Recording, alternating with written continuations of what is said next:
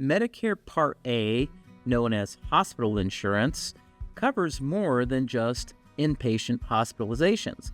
It also covers skilled nursing care, hospice care, and even home health care. And we're going to go through these individually. And if you want to know what Medicare is going to cost you in 2026, for most people, it's going to cost them nothing. There is no monthly premium, as long as you've worked for 40 quarters and paid a Medicare tax. Now, if you fell short of that, for instance, if you worked 30 to 39 quarters, Medicare has a $311 monthly premium for Part A. And if you fell short of 30 quarters, in other words, 29 quarters or less, Medicare will charge you $565 per month for the Medicare Part A. And it's important to know that if you owe a premium for Medicare Part A, it's mandatory that you also enroll in Medicare Part B. But most people are going to get their Medicare Part A for $0 per month because, again, they've paid 40 quarters of a Medicare tax. Now let's look at how Medicare Part A works when you are inside the hospital. So when you go to the hospital and you're on Medicare, they divide it up into benefit periods. For instance, if you're in the hospital from days 1 to 60, doesn't matter if you're there 1 day, 5 days, 10 days, or the full 60, your cost in 2026 is $1,736. Now, if you have an extended stay, for instance, you're there from day 61 through 90 consecutively, then you're going to pay $434 for each day that you're in there. And days 91 through 150, these are known as your lifetime reserve days, meaning you only get them once in your life. You'll pay $868 for every day you're in there. And once you get through your lifetime reserve days, after day 151, you pay 100% of the costs. Now, let's look at these lifetime reserve days because they're important. You only get them once in your life, so if you've ever been in the hospital on Medicare longer than 90 days and you made it all the way to day 150, those days are no longer available to you if you have a second go-around, meaning your hospital coverage will look more like this, meaning after day 91 in the future, you just pay 100% of all costs. That's why it's important that you should look at some sort of supplemental health care in addition to your Medicare.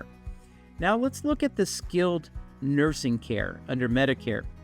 Now it's important to know that skilled care is not long-term care. Medicare doesn't cover long-term care insurance.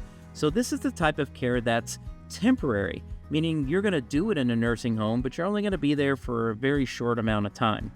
In order to qualify to have Medicare help you pay for skilled care, you must be hospitalized a minimum of 3 days, which means you got to pay that Part A deductible. And when you get to the nursing home, Medicare will cover your first 20 days, but after day 20, you're going to pay $217 for each day that you're in there. And after day 100, well, there's no coverage. That's why you need a long-term care policy, and Medicare doesn't cover that. Again, now, Medicare under Part A also covers hospice care. Now, hospice care is for the terminally ill. So to qualify, you must have a life expectancy that's less than 6 months, and your hospice doctor and your regular doctor must agree that you need hospice care. And if you end up in hospice, Medicare is going to cover 100% of the services that are related to your terminal illness, including the team of professionals, any medication, medical equipment, and any therapy. Now, the last thing that Medicare covers under Medicare Part A is home health care, which means you have some sort of homebound status.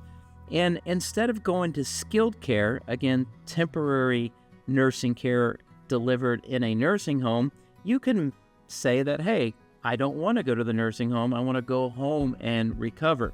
Okay? And if you decide to do that, home health care is paid 100% by Medicare, but any durable medical equipment used in the delivery of that care, you're still going to have to pay 20% of the cost. Now, when it comes to Medicare Part A and people turning age 65, if you currently have some sort of coverage through your job or former employer and it's considered creditable in Medicare's eyes medically, you don't actually have to go and enroll in Medicare Part B. So, what most people do is if they have some sort of group coverage that's creditable, they can waive off Medicare Part B, which we'll cover in a different video, but you can file for hospital benefits only.